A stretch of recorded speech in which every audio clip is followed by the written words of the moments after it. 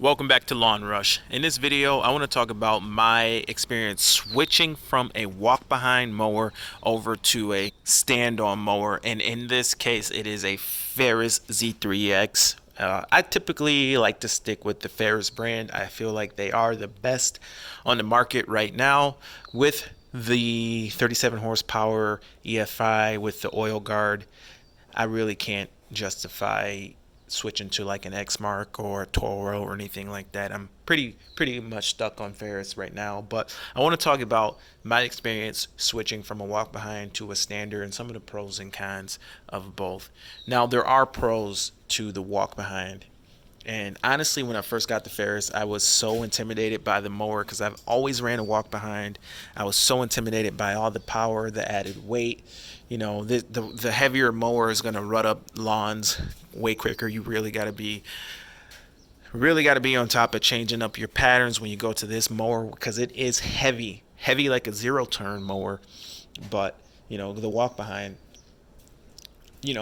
I've had this mower for so long, over 1,100 hours. It was my second commercial mower, but something that I had for a while, and I got 20 horsepower on this. I wasn't ready to. I mean, I wasn't ready to step up to 37 horsepower and 12 miles per hour and all that. The 52-inch Vanguard with the, I think it's 4400 hydro gear or something, it intimidated me when I switched. It was just too fast.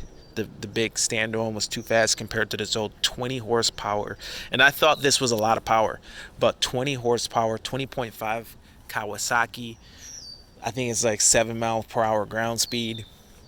I was just comfortable with this, but I was honestly getting a little bit bored with it. It was starting to get up there in hours, starting to break down a little bit too much, and just bored. So I wanted to try something new. And when I got onto the Ferris, I tried to return that mower because it was so intimidating going to it. But I ended up sticking it. I actually called the dealer and was like, "Hey, how do I return this stand-on mower?" They didn't call me back, and about a week or two went by, and I got over it, and I was fine, and it ended up being better. But there are pros to the walk behind. Number one, the weight. This mower is only 800 pounds. I was going out in rain and cutting with this mower. The zero turning on the 800-pound mower with the operator on the sulky, you can turn around so quick and spin around small yards so quick. So really, if you're in small properties, I think this mower could be quicker than the stand-on mower because you can lift up the deck. You pull back on those pistol grip handlebars. The deck pops up, and you can just hit a turn and just roll right into zero turn so quickly.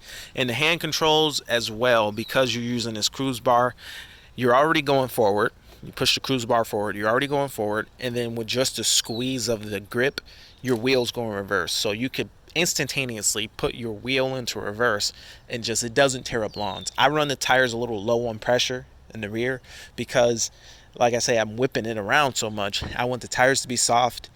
It helps with the ride, and it just lets me turn around quicker. Now, that being said, when you have the big Ferris Z3X stand-on and you are in these small lots, you've got to be extra careful turning the mower. You've got to do the whole 3-point turn a lot of times. You got to be real careful about rolling into zero turns. It's a heavy machine. It takes a lot to get those front caster wheels turned, and it has more weight on the front caster wheels versus the walk behind. That walk behind has almost no weight on the front axle. So being that your drive tires have all the weight, it's easy to just turn it around because your drive tires have all the weight. Now, when you get a couple 100 pounds, maybe even more, on your caster wheels, it means that it's easier for the rear to burn out. And with the 52-inch Z3X, you don't get that wide of a tire compared to the 60, where you get real nice wide tires. So I will say, the first time I got it, I was in the hole and I didn't change patterns because I was short-handed and I didn't have enough time to make those angle cuts and those up and down cuts. I just cut everything the quickest path possible, and this mower rutted everything up. Now, That's the one con. You really got to change your patterns and watch your turning. Now that being said, the forward speed, the 12 miles per hour is great. Once you get comfortable, you can use that a lot more. The pivoting front end does help with those high speeds. When you hit a bump with one wheel and it pivots up a little bit and lets you get more speed, and it really does let you cut some grass without scalping. When you bounce off of a boulevard, or one wheel comes off of a curb or something like that, the wheel with the weight dictates where the deck goes. So if the wheel goes up, if this wheel goes up and that wheel falls off of a, boulevard, and I only got three wheels on the ground, the two rears and one caster, then it will lift up the deck and help the deck hover up above whatever you're cutting. So this pivoting front end, it has just been wonderful. It cuts better. It helps with when your tires fall into dips. It just instantly pops up the deck. It's interesting to even look at while you're cutting, how it's lifting up the deck and it's keeping you from scalping.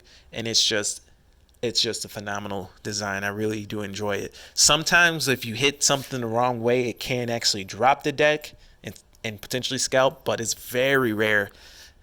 Now with the lack of turning around, the lack of being able to turn around compared to the walk behind out there, you make up for it with reverse speed.